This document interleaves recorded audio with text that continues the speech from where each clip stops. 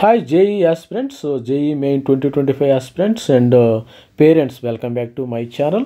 మరి JEE advanced 2025 అయితే notification రావడం అయితే జరిగింది. మే 18న అయితే ఎగ్జామినేషన్ కండక్ట్ చేస్తారు.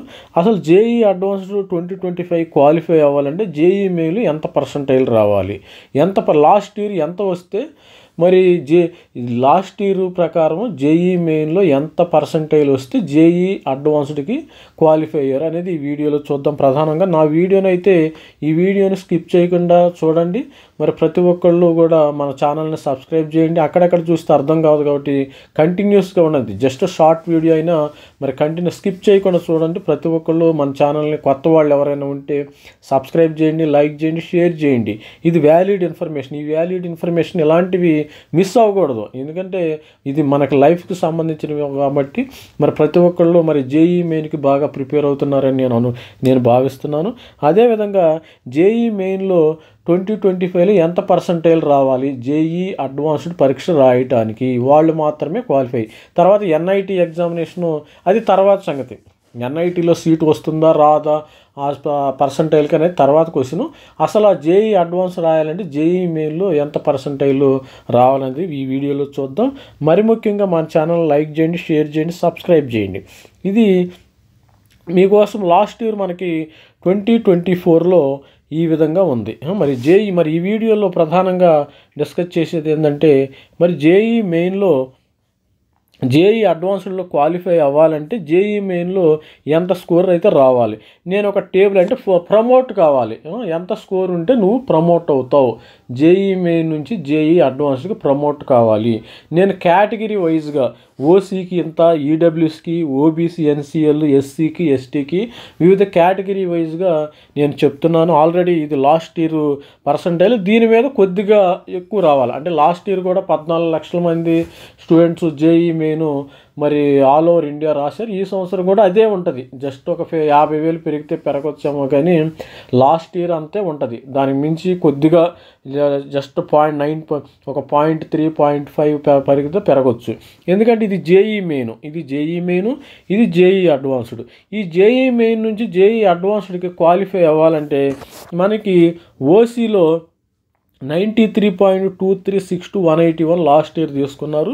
మరి ఈ సంవత్సరం కూడా 93.5 అట్లా అప్రాక్సిమేట్గా ఉన్న 93.5 అని అప్రాక్సిమేట్గా ఏమైనా రావచ్చు, అంతవరకే ఉంటుంది cut off. EWS economically weaker sections OCలో EWS 81.3266 అయితే రావటం జరిగింది. మరి అదేవిధంగా మరి JEE మెయిన్లో 71.6757 వచ్చిన వాళ్ళు JEE అడ్వాన్స్డ్కి వెళ్ళారు. మరి అదేవిధంగా JEE మెయిన్లో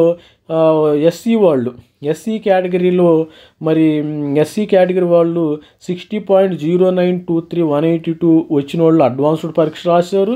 మరి అదేవిధంగా JEE మెయిన్లో ST వాళ్ళు అయితే 46.697 5840 వాళ్ళు వచ్చిన వాళ్ళు అడ్వాన్స్ పరీక్ష రాశాడు. ఇది గుర్తుపెట్టుకోండి. OC వాళ్ళు ఎంత రాశారు, 93.236 181 వాళ్ళు JEE అడ్వాన్స్డ్ పరీక్షకు ప్రమోట్ అయ్యారు. JEE మెయిన్ నుంచి EWS వాళ్ళు అయితే 81.3266 వాళ్ళు అయితే దీనికి ప్రమోట్ అయ్యారు. మరి అదేవిధంగా JEE మెయిన్ నుంచి ప్రమోట్ చేయడానికి 79.6757 వచ్చిన OBC NC వాళ్ళు అడ్వాన్స్డ్గా రాశారు. మరి SCలో అయితే 60.0923 182 రాశారు. STలో అయితే 46.697 582. ఈ విధంగా 93, 81, 79, 60. OCలో అయితే 93 అబవ్ వచ్చిన వాళ్ళు అయితే మరి ప్రమోట్ అయ్యారు.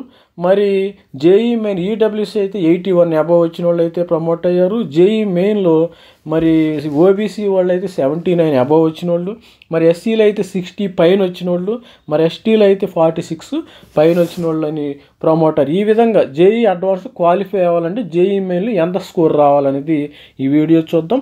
దీనికి లాస్ట్ ఇయర్ మన దగ్గర ఒక స్టూడెంట్ పంపించిన ఇది కూడా ఉంది, అది కూడా చూపిస్తాను. మనకి లాస్ట్ ఇయర్ ఒక స్టూడెంట్ అయితే పంపించారు. సెషన్ 1లో ఆ స్టూడెంట్కి 38 ఇంత స్టూడెంట్ వచ్చింది. ఫిజిక్స్లో మరి ఈ రకమైన మరి ఓవరాల్గా 64 వచ్చింది. సెషన్ 2లో కొద్దిగా పెరిగింది 70. అంటే మనకి విచ్ ఈజ్ ఇది బెస్ట్ తీసుకున్నారు, ఎందుకంటే సెషన్ 2లో ఎక్కువ వచ్చింది కాబట్టి ఇది తీసుకున్నారు. చూడండి, సెషన్ 2లో మ్యాథమెటిక్స్ 87% వస్తే ఫిజిక్స్లో 63% వచ్చింది, కెమిస్ట్రీలో 73% వచ్చింది. అదేవిధంగా ఓవరాల్గా ఈ సెషన్ 1 అనేది తీసేసి ఓన్లీ సెషన్ 2 తీసుకోవడం జరిగింది.